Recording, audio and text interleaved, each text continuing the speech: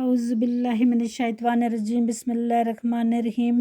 प्यारे बच्चों अस्सलाम वालेकुम। स्कूल BMS कंडी class 8 subject Urdu topic computer का इर्तिकाई सफ़र। प्यारे बच्चों कल हमने पेज नंबर 101 पढ़ा था। आज उससे आगे पेज नंबर 102 पढ़ने जा रहे हैं। चलो बच्चों शुरू करते हैं। डिजिटल कंप्यूटर जमा तफरीक और ज़रब तकसीम वगैरह जैसे सवालात कर सकता है, लेकिन असल में कंप्यूटर सिर्फ जमा और तफरीक का ही काम करता है, ज़रब या तकसीम नहीं करता। आप हैरान होंगे कि फिर कंप्यूटर लाखों की ज़रब तकसीम सेकंडों में कैसे कर देता है। तो इसका जवाब यह है कि कंप्यूटर में बरक़ी रूह इस्तेमाल होती है।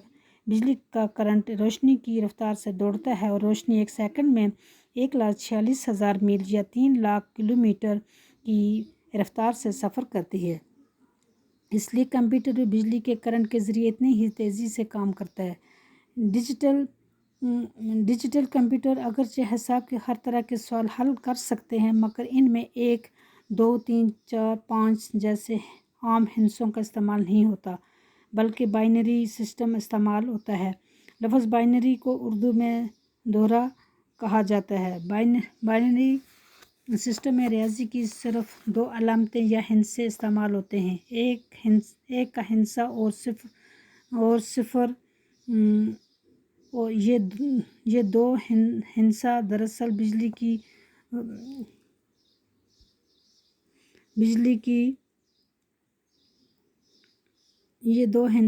की रूह मौजूदगी या गैर मौजूदगी की अलामत माने जाते हैं।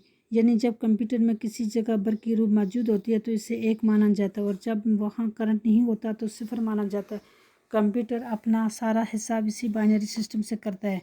इस सिस्टम में एक सिग्नल के बाद हर अगले सिग्नल पर क़ुव्वत दुगनी होती जाती है।